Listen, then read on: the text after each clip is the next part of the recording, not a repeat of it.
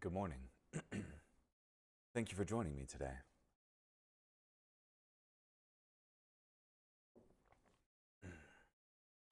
This morning we will be in 2 Kings chapter 10, verse 32 through chapter 12, verse 21.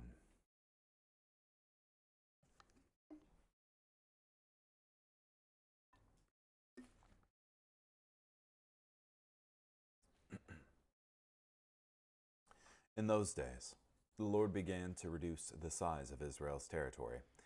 Hazael attacked their eastern border. He conquered all the land of Gilead, including the territory of Gad, Reuben, and Manasseh, extending all the way from the Aroer in the Arnon Valley through Gilead to Bashan. The rest of the events of Jehu's reign, including all his accomplishments and successes, are recorded in the scroll called the Annals of the Kings of Israel. Jehu passed away and was buried in Samaria. His son Jehoahaz replaced him as king. Jehu reigned over Israel for 28 years in Samaria. When Athaliah, the mother of Ahaziah, saw that her son was dead, she was determined to destroy the entire royal line. So Jehosheba, the daughter of King Joram and sister of Ahaziah, took Ahaziah's son Joash and sneaked him away from the rest of the royal descendants who were to be executed. She hid him and his nurse in the room where the bed covers were stored. So he was hidden from Athaliah and escaped execution. He hid out with his nurse in the Lord's temple for 6 years, while Athaliah was ruling over the land.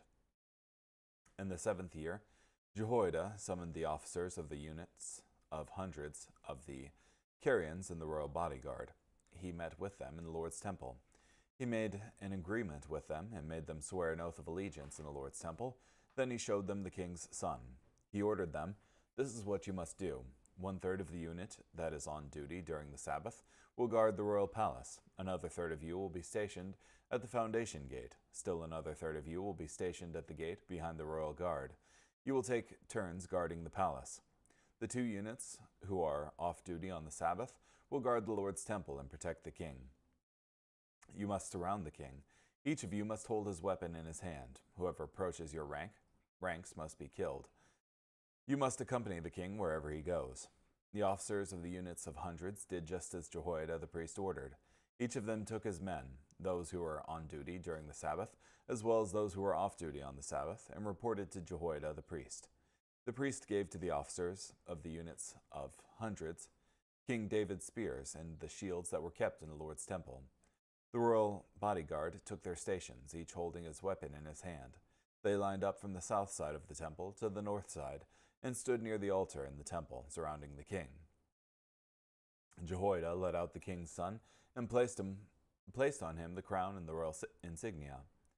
They proclaimed him king and poured olive oil on his head. They clapped their hands and cried out, "Long live the king!" When Athaliah heard the royal guard shout, she joined the crowd at the Lord's temple. Then she saw the king standing by the pillar, according to the custom. The officers stood beside the king with their trumpets, and all the people of the land were celebrating and blowing trumpets. Athaliah tore her clothes and screamed, "Treason! Treason!" Jehoiada the priest ordered the officers of the units of hundreds, who were in charge of the army, bring her outside the temple of the guards. "Put the sword to anyone who follows her." The priest gave this order because he had decided she should not be executed in the Lord's temple. They seized her and took her into the precincts of the royal palace through the horses' entrance. There she was executed. Jehoiada then drew up a covenant between the Lord and the king and people, stipulating that they should be loyal to the Lord. All the people of the land went and demolished the temple of Baal. They smashed its altars and idols to bits. They killed Mattan, the priest of Baal, in front of the altar. Jehoiada the priest then placed guards at the Lord's temple. He took the officers of the units of hundreds, the Carians, the royal bodyguard, and all the people of the land, and together they led the king down from the Lord's temple. They entered the royal palace through the gate of the royal bodyguard, and the king sat down on the royal throne. All the people of the land celebrated, for the city had rest now that they had killed Athaliah with the sword in the royal palace. Jehoash was 7 years old when he began to reign. In Jehu's 7th year, Jehoash became king. He reigned for 40 years in Jerusalem. His mother was Zibiah, who was from Beersheba. Throughout his lifetime, Jehoash did what the Lord approved, just as Jehoiada the priest taught him. But the high places were not eliminated. The people continued to offer sacrifices and burn incense on the high places. Jehoash said to the priests, I place at your disposal all the consecrated silver that has been brought to the Lord's temple, including the silver collected from the census tax, the silver received from those who have made vows, and all the silver that people have voluntarily contributed to the Lord's temple. The priests should receive the silver they need from the treasurers and repair any damage to the temple they discover. By the 23rd year of King Jehoash's reign, the priests had still not repaired the damage to the temple. So King Jehoash summoned Jehoiada the priest, along with the other priests, and said to them, Why have you not repaired the damage to the temple? Now take no more silver from your treasurers, unless you intend to use it to repair the damage. The priests agreed not to collect silver from the people, and relieved themselves of personal responsibility for the temple repairs. Jehoiada the priest took a chest and drilled a hole in its lid. He placed it on the right side of the altar near the entrance of the Lord's temple.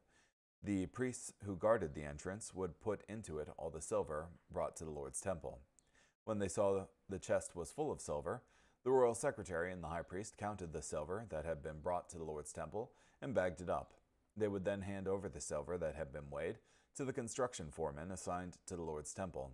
They hired carpenters and builders to work on the Lord's temple, as well as masons and stonecutters. They bought wood and chiseled stone to repair the damage to the Lord's temple, and also paid for all the other expenses. The silver brought to the Lord's temple was not used for silver bowls, trimming shears, basins, trumpets, or any kind of gold or silver implements. It was handed over to the foremen, who used it to repair the Lord's temple. They did not audit the treasurers who dispersed the funds to the foremen, for they were honest. The silver collected in conjunction with reparation offerings and sin offerings was not brought to the Lord's temple. It belonged to the priests. At that time, King Hazael of Syria attacked Gath and captured it. Hazael then decided to attack Jerusalem. King Jehoash of Judah collected all the sacred items that his ancestors, Jehoshaphat, Jehoram, and Ahaziah, kings of Judah, had consecrated, as well as his own sacred items, and all the gold that could be found in the treasuries of the Lord's temple and the royal palace. He sent it all to King Hazael of Syria, who then withdrew from Jerusalem. The rest of the events of Joash's reign, including all his accomplishments, are recorded in the scroll called the Annals of the Kings of Judah. His servants conspired against him and murdered Joash at Beth Millo, on the road that goes down to Silla. His servants Jozabad, son of Shimeath, and Jehozabad, son of Shomer, murdered him. He was buried with his ancestors in the city of David. His son Amaziah replaced him as king.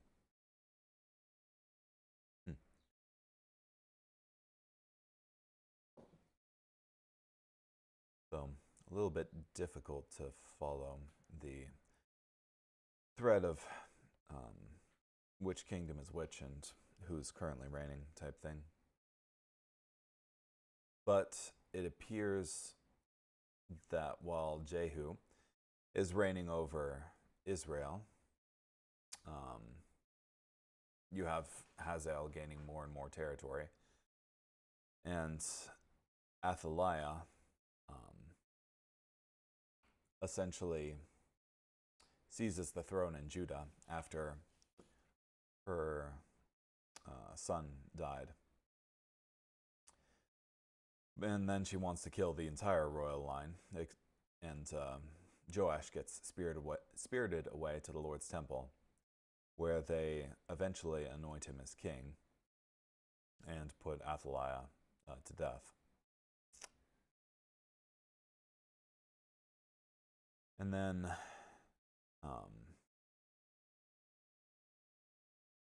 you have Joash reigning as king and wanting to fix up the Lord's temple. I assume because Jehoiada the priest raised him and raised him well. But it seems, and for the repairs of the Lord's temple, he essentially gives the silver that's collected at the temple to the priests for repairs. However, it seems that they're either busy with other priestly duties or maybe negligent. And so the repairs never get done. So rather than doing that, they collect silver to give to a foreman, a construction foreman, for the repair of the Lord's temple. And then you have King Hazael of Syria, so expanding his territory that he wants to attack the very heart of Judah, that is Jerusalem. And rather than let it fall, King Jehoash collects up all the silver and gold from the temple and gives it to Hazael, and he backs off, at least for now. Let's see what Guzik has to say.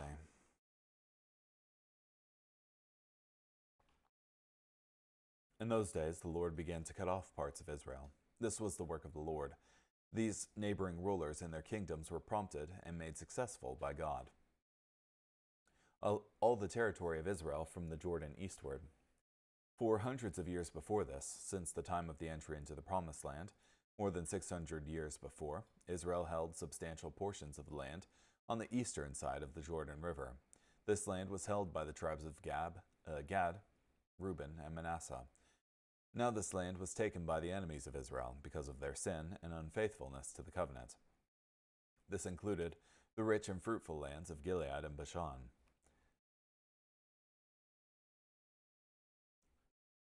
And they buried Jehu in Samaria. Though incomplete in his own goodness, this man was the best of a bad group. Jehu's goodness was rewarded with a long reign, 28 years. 28 years was a long reign, but notably only at its beginning. Jehu had the energy and influence to truly turn the nation back to God, but his half-commitment to God left that potential unfulfilled and points to a lack of any real relationship with God. We have no chronicles in which there is anything further spoken of this bad man. His reign was long, 28 years, and yet we know nothing of it but the commencement from Clark. The great lesson to be drawn from this remarkable man's life is that of being constantly on guard as servants of God, lest we be found doing his work, whether it be in the exercise of discipline or the accomplishment of reformation, in a spirit of unbrokenness and without due exercise of heart and conscience, between him who is a God of judgment and by whom actions are weighed. From Knapp.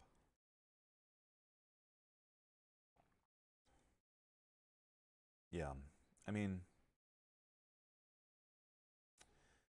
and we kind of went over this last time we went through 2 Kings, but I think it's important the spirit in which we do things, whether it be out of a lust for personal gain or out of a love of God.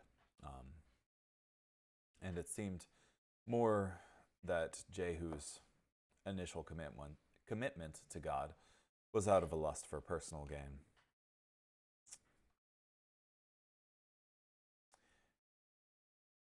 And as such, that initial zeal for the Lord of hosts wouldn't carry through to the rest of his reign. When Athaliah, the mother of Ahaziah, saw that her son was dead, Ahaziah was executed by Jehu, as recorded in 2 Kings 9. She used the occasion of her son's death to take power for herself, and she reigned over the land for 6 years. We remember that Athaliah was the daughter of Ahab and Jezebel, and was given to King Jehoram of Judah as a bride. She was a bad influence on both her husband, Jehoram of Judah, and her son, King Ahaziah of Judah, and destroyed all the royal heirs. Athaliah was from the family of Ahab, and Jehu had completely destroyed all of Ahab's descendants in Israel. Now, after Jehu's coup, Athaliah tried to save something for Ahab's family by trying to eliminate the house of David and Judah. How dreadful is the lust of reigning! It destroys all the charities of life and turns fathers, mothers, brothers, and children into the most ferocious savages. From Clark. Years before, the king of Judah, Jehoshaphat, married his son to this daughter of Ahab and Jezebel, hoping to make an alliance with those wicked and apostate leaders. And this was the fruit of Jehoshaphat's marrying his son to a daughter of that idolatrous and wicked house of Ahab, even the extirpation of all his posterity but one from Pool. Yeah. Um, yeah, and I think this is why it's so important um, in our dealings with other people, not to compromise with evil type thing. Um, Jehoshaphat was trying to bring about prosperity and security with an alliance with Israel, who was wicked and evil at the time. And in doing so, it ultimately led to this horrible outcome where all of his posterity is dead except for one. No character in history, sacred or secular, stands out blacker or more hideous than this daughter-in-law of the godly Jehoshaphat from Nap. But Jehoshaphat, this little-known woman, had an important place in God's plan of the ages. Through her courage and ingenuity, she preserved the royal line of David. One up here? There you go. Through which the Messiah would come. Evil people like Athaliah would begin their work, but God can always raise up a Jehoshaphat. Thus, evil always breaks down. It is extremely clever. It calculates on all the changes and seems to leave no unguarded place, but with unvarying regularity, it falls somewhere to cover up its tracks or to ensure its victory. From Morgan. 2 Chronicles 22:11 tells us that Jehoshaphat was the wife of Jehoiada, the high priest. Yet it is not likely that Jehoshaphat was the daughter of Athaliah. She was a sister, we find, to Ahaziah, the son of Athaliah, but probably by a different mother, from Clark. She was hidden with her in the house of the Lord for 6 years. Though Ahaziah was a bad king who made evil alliances, he was still a descendant of David and the successor of his royal line. For the sake of David, God remembered his promise and spared this one young survivor to the massacre of Athaliah. The line of David was almost extinguished and continued only in the presence of a small boy, but God preserved that flickering flame. Josephus, in his Antiquities, says that the bedroom where the child and his nurse hid was a room where spare furniture and mattresses were stored, from Wiseman. Like the boy Samuel, Joash grew up in the temple. Like Samuel, he probably found little ways to help the priests, whatever could be done without attracting too much attention. Jehoiada sent and brought captains. Jehoiada was a godly man who was concerned with restoring the throne of David to the line of David and taking it away from this daughter of Ahab and Jezebel. On the Sabbath, Jehoiada chose the Sabbath for the day of the coup because that was the day when the guards changed their shifts, and they could assemble 2 groups of guards at the temple at the same time without attracting attention. He made a covenant with them and took an oath from them in the house of the Lord. From the place where the oath was made and the context of the oath, we learn that the worship of the true God was not dead in Judah. These captains and bodyguards and escorts could respond to their responsibility before the Lord. And he showed them the king's son. This was a dramatic moment. For 6 years, everyone believed that there were no more surviving heirs of David's royal line, and there was no legitimate ruler to displace the wicked Athaliah. The secret had to be secure, because the king's son would be immediately killed if his existence were revealed. The captains and bodyguards and escorts must have been shocked by this sight of the 6-year-old heir to the throne. One reason Athaliah was able to reign for 6 years was that no one knew any alternative. Many people live under the reign of Satan because they don't really know there is a legitimate king ready to take reign in their lives. The priest gave the captains of hundreds the spears and shields which had belonged to King David that were in the temple of the Lord. It was fitting for these soldiers, who would set the heir of David's royal line back on the throne of Judah, to use these weapons which had belonged to King David. And he brought out the king's son. First, the king's son had to be revealed. No one could support him, and he could not take his rightful throne until he was brought out before the people. And they put the crown on him. Next, the king's son had to be crowned. This was the public and official recognition of him as king. And they gave him the testimony. The king's son had to come with the word of God. Joash appeared before the people, holding the scrolls of God's word. Deuteronomy 17:18 says that the king should have his own copy of the scriptures. This is the basis for the British custom of presenting the monarch with a copy of the Bible during the coronation service, from Wiseman. Yeah, I think in that one it says that he needs to write out this copy himself, and let's see, 17:18, and it shall be when he sitteth upon the throne of his kingdom, that he shall write him a copy of this law in a book, out of that which is before the priests and the Levites. They made him king. The king's son had to be received. He had the royal right to impose his reign, but he instead allowed his rule to be received. And they anointed him. The king's son could never fulfill his office without a divine anointing. And they clapped their hands and said, "Long live the king." The king's son received praise once he was recognized as their king. We can and should follow the same pattern in our reception of Jesus Christ, the true king's son. From Mayer, is not the spiritual condition of too many children of God represented by the condition of the temple during the early years of the life of Joash? The king was within its precincts, the rightful heir of the crown and defender of the worship of Jehovah, but as a matter of fact, the crown was on the head of the usurper Athaliah, who was exercising a cruel and sanguinary tyranny. The king was limited to a chamber, and the majority of the priests, with all the people, had not even heard of his existence. There needs to be an anointing, an enthroning, a determination that he shall exercise his power over the entire temple of our being.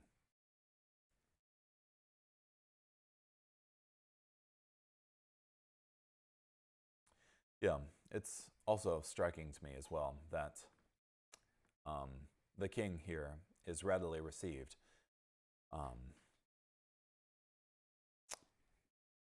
It would seem that her reign wasn't very popular, or the wickedness of it could be eminently identified, or perhaps the fact that she seized her throne through this bloody coup of killing all of the rightful heirs to the throne and leaving only herself as an alternative.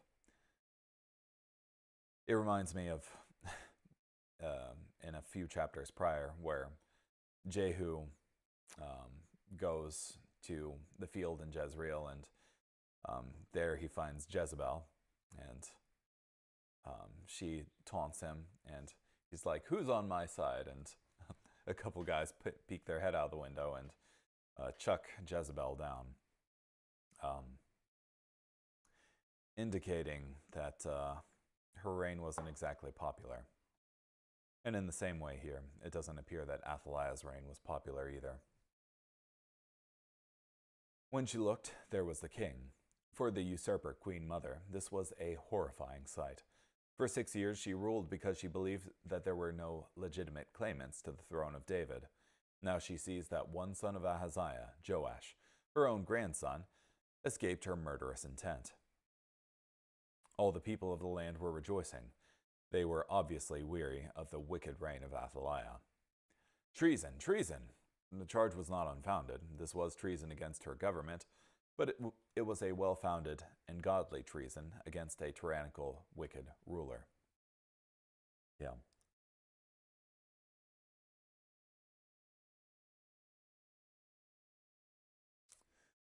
Yeah, and I think this shows that it shouldn't be out of the realm of possibilities for a Christian to influence their government. So he took her outside under the guard and slew her with the sword, slay with the sword anyone who follows her. This was both righteous and prudent. It was a just sentence against this woman who had murdered so many, and prudent precautions were taken so she could not mount a resistance. Do not let her be killed in the house of the Lord. As a priest, Jehoiada had a great concern for the sanctity and reputation of the temple, yet in the place where horses entered the king's house, there she was killed. Thus Athaliah, the most infamous queen of Judah, died at the hands of her executioners, much as did her mother Jezebel, the queen of Israel, from Patterson and Austell. That they should be the Lord's people. The covenant was between the Lord and the king and the people. They recommitted themselves to honor, obey, and serve God.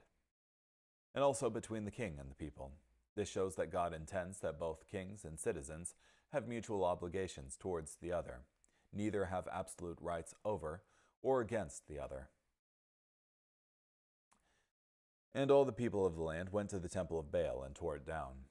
In 2 Kings 10, Jehu supervised the destruction of the temple of Baal in Samaria.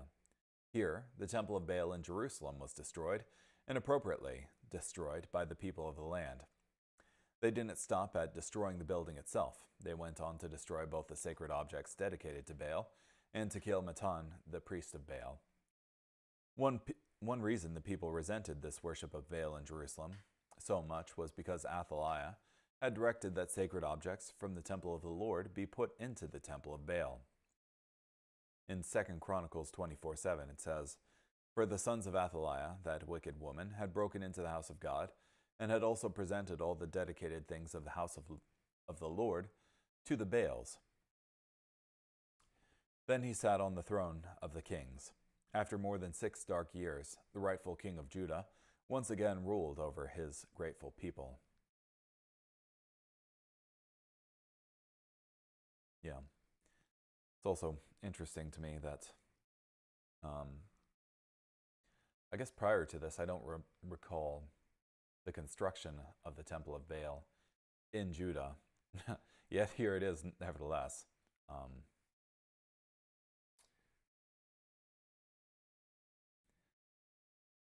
Yeah, I wonder if this was constructed during Athaliah's reign, or if it was prior to that. But it certainly shows the moral degradation of the land, that it's there. Because from the days of the 10 Commandments, it was, "You shall have no other gods before me." And here, conspicuously, we see a temple dedicated to Baal. Jehoash, he reigned 40 years in Jerusalem. This was a long and mostly blessed reign. Jehoash fell short of full commitment and complete godliness, but he did advance the cause of God and the kingdom of Judah. Jehoash did what was right in the sight of the Lord all the days in which Jehoiada the priest instructed him. This implies that when Jehoiada died, Jehoash no longer did what was right in the sight of the Lord. 2 Chronicles 24, verses 15 through 23, tells us that he turned to idolatry when Jehoiada died, and judgment followed. After the death of the godly high priest, Jehoash fell into the hands of godless advisors, who turned his heart to Canaanite practices, from Patterson and Austell. The high places were not taken away. This indicates that Jehoash implemented a halfway reformation and not a total reforming of Israel's worship. He did not take on the more difficult job of removing the high places. The people were so fondly and strangely addicted to the high places that the foregoing kings, though men of riper years and great power and courage, and finally settled in their thrones, could not take them away. And therefore it is not strange if Jehoiada could not now remove them from Pool. Yeah. So difficult to have things that are so firmly entrenched as national culture, to go in and remove them.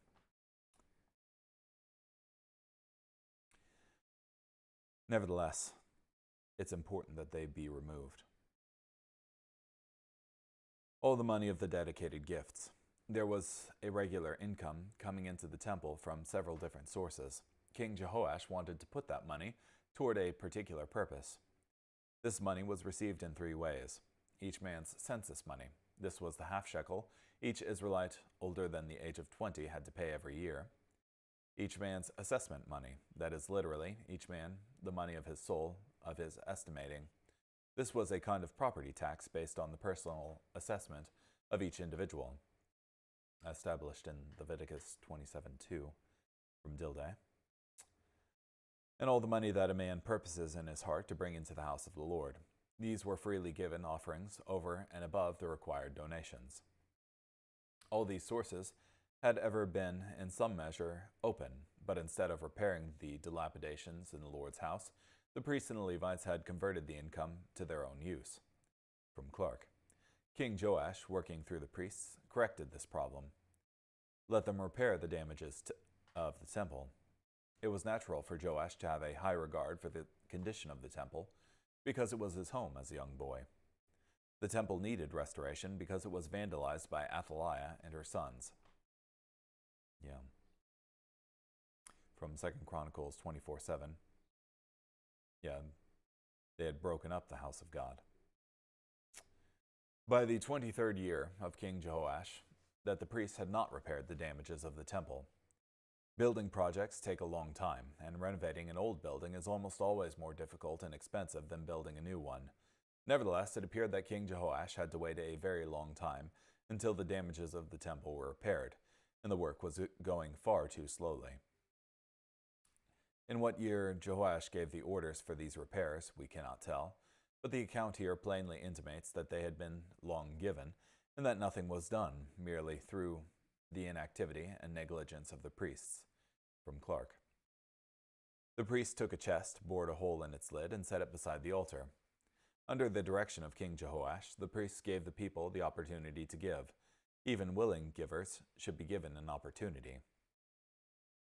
Then he placed a collection chest in a strategic location on the right side of the altar, giving the repair project a high priority and a corresponding high visibility. From Dilday. Now therefore do not take more money from your constituency, but deliver it for repairing the damages of the temple. King Joash got to the heart of the problem. The building project was plagued by poor administration and financial mismanagement. Through Jehoiada the priest, he implemented a system where the money would be set aside, saved, and then wisely spent for the repair and refurbishing of the temple.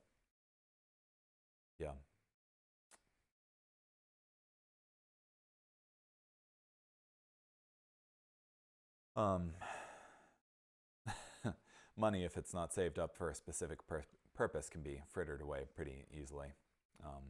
It makes itself wings, as it were. When the people were assured that the money would really be used for the purpose for which it was given, they responded generously, and so similar arrangements were continued by Josiah.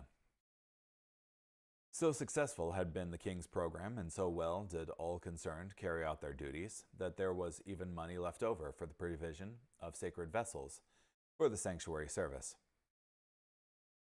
Moreover, they did not require an account from the men into whose hand they delivered the money. Through good administration of the project, they were able to find men who could be trusted to use the money wisely and honestly. The project was previously stalled, but not because of a lack of money, but because of poor money management. It belonged to the priests. The point is made that the project succeeded without taking anything away from the priests. The temple was not repaired and refurbished at their expense. They still received money from the trespass offerings and from the sin offerings. Then Hazael set his face to go up to Jerusalem. At this time, the kingdom of Syria attacked Judah with an inferior army, but God used them as an instrument of judgment against the disobedient King Joash. King Joash was wounded in a battle outside of Jerusalem. 2 Chronicles chapter 24, verses 23 and 24, tells this story. So it happened in the spring of the year that the army of Syria came up against him, that they came to Judah and Jerusalem, and destroyed all the leaders of the people from among the people, and sent all their spoil to the king of Damascus. For the army of the Syrians came with a small company of men, but the Lord delivered a very great army into their hand, because they had forsaken the Lord God of their fathers, so they executed judgment against Joash. And just as the Lord said, that if they were disobedient,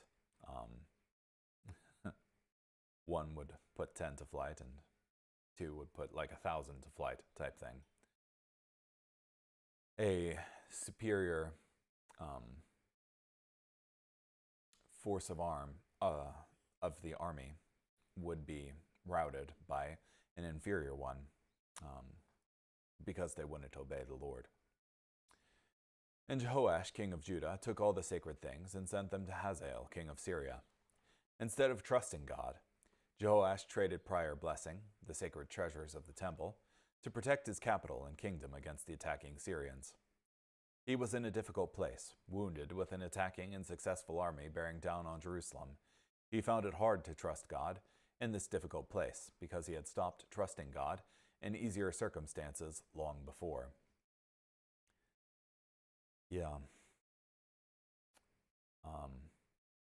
He traded the goods of the temple, the spiritual blessing, for earthly security, which is a place that many people find themselves in. Of, do they compromise on their faith to receive like worldly security or not? And I think we don't just get thrust into that position immediately, but rather we kind of build up to it with all of the decisions that we've made in our life prior to that. In every decision that we make, we can either choose to serve ourselves or to serve God. And if we are perpetually in the habit of choosing self in smaller things, then inevitably in the larger things, we're going to choose self rather than God. That's why it's important, I think, to live lives that, well, that's one of the reasons why it's important to live lives that are blameless, to, in every choice, seek to serve God, and not just in the big things, because the small things are what are preparing us to face these big things.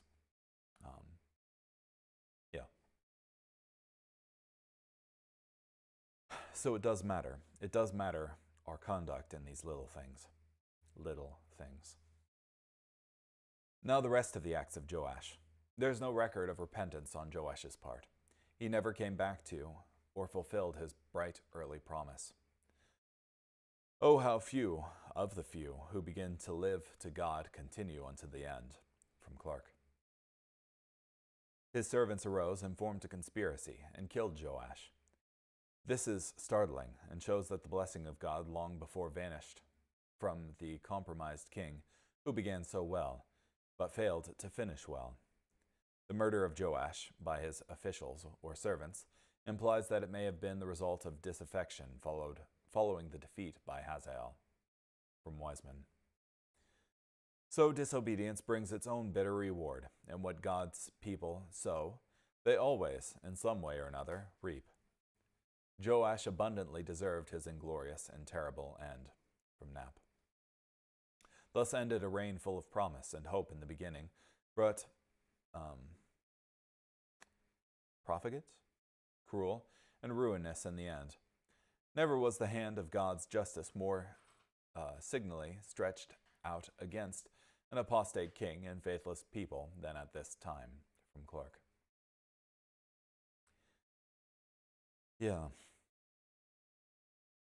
And I think it serves as a warning to us, though we may start out well, to be careful that we finish well. Like Paul said, I press on towards the goal to win the prize for which God has called me heavenward. He presses on, type thing. It takes conscious effort for us to choose God rather than ourselves. And if we drift away from God, then how can we expect to stay with him? Let's see here. Oh, I guess that's the end there. I think each of these kings kind of demonstrates ways in which our lives can go, frankly, where we can start out well enough, but deconstruct our faith and end up doing what works.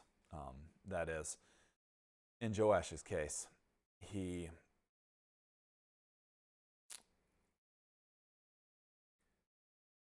saw essentially that the world was pointing to the fact that his faith wasn't going to save him in this situation.